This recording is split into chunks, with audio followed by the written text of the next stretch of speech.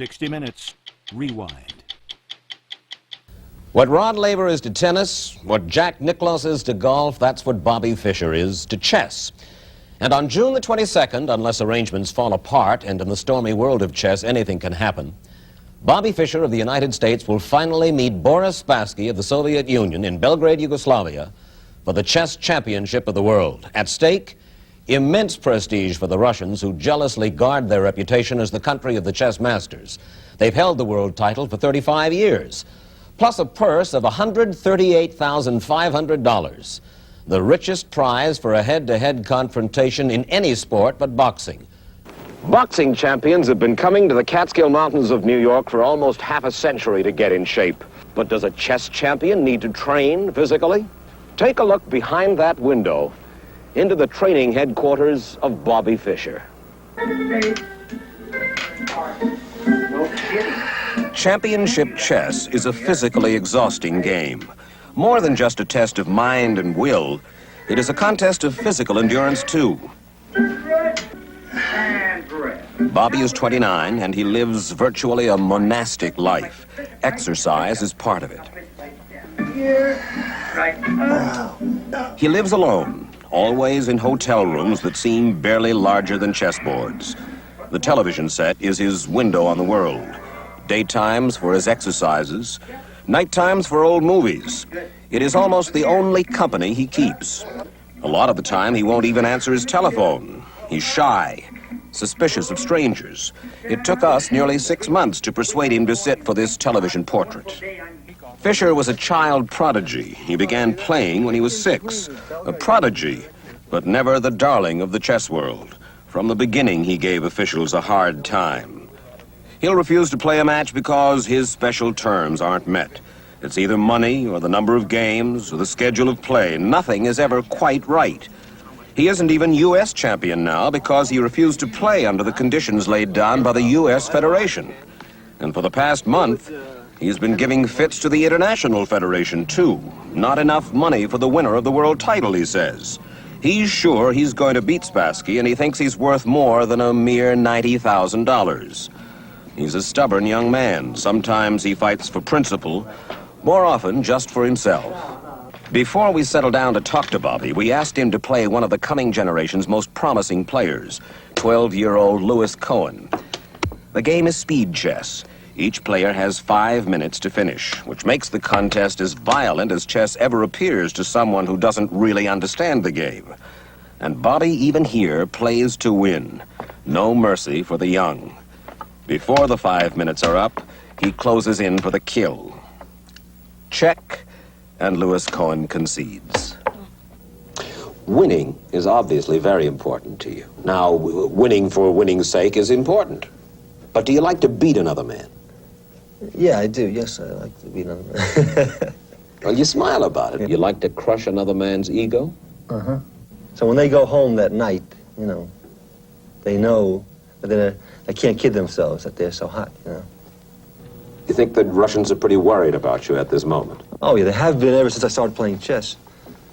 Even as a little boy? That's right. I remember the first thing they ever wrote about me was, you know, he's a talented player, and, you know, they showed a game I played, and then they said, but all this publicity he's getting and all of this attention cannot fail to have a harmful effect on his personality development.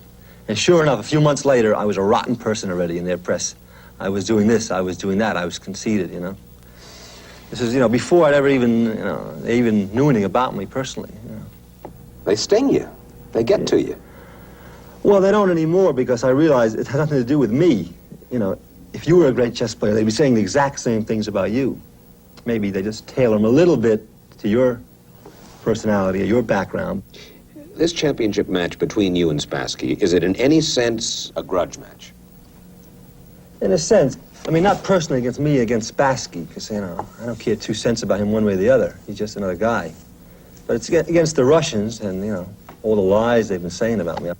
Do you worry about Spassky? Not overly. I mean, he's a little better, I think, than the other Russians I've taken on in this series. But, You've played Spassky.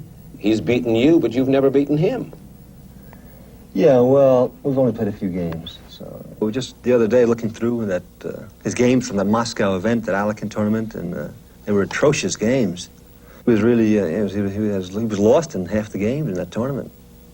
Really bad games on his part.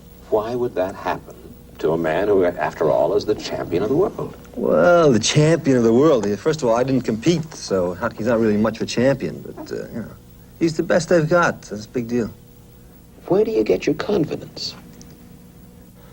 Well, when you're successful, you realize there must be something going on. I mean, why am I so successful? There must be a reason, right? So obviously there's something, some natural ability, some, you know, factors working, right? Right. Sometimes what we're talking about is described as Fischer's arrogance. I sense that it's something quite different. You simply... Yeah, this arrogance, like, people have been calling me arrogant for many years, but lately they're not calling me arrogant. Why? Because now, you know, I've been winning all these matches, and I'm doing what I've always said I was, you know. So I used to say I was the best player in the world. Everybody's arrogant, terrible, conceited person, you know. Right. But this is just an obvious fact. It's not just the arrogance of your saying that you're the best in the world, but the lights are too tough, or the temperature is too high, or arrangements aren't right. It's difficulty of dealing with you that people complain about. Yeah, but the thing is, everybody was looking at it from the organizer's point of view, you know. The organizers, I mean, you wouldn't believe the kind of conditions they want us chess players to play in. For instance? Oh, I remember playing once. I played in Berlin. I played a match with the best players in Berlin, you know, American team against the Berliners, and you know, I had guys leaning right on my head practically, smoking in my face, spectators. Is chess a tough game for the body as well as the mind? It is pretty tough, yeah, because of all the tension and all the, you know, a lot of concentration, sitting there for hour after hour. It's real exhausting. I think that that's pretty difficult for somebody who doesn't know the game to understand. It looks like, I mean, after all, you and I sit at a board. Yeah. Well, you know, it's kind of like after you go in to take your, you know, your final exam or something, you're pretty tired, right? So it's like taking a 5-hour exam every day or something, you know?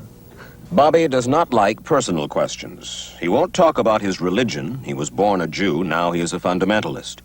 Nor will he talk about his relatives. His father left when Bobby was 2. He never sees his mother nor his sister. No girls in his life. He claims he hasn't time for them. We spent Bobby's 29th birthday with him at Grossinger's. He came alone. No family, no friends. At the table with him, little Louis Cohen. And Bobby disdained the cake that we had ordered for him.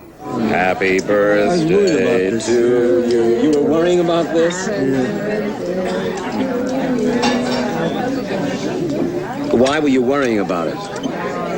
You know, I just don't go. First of all, I don't eat this kind of cake. Second of all, I don't go for these things. You know. All right. Yeah. Should we take it away, please? Yeah. All right.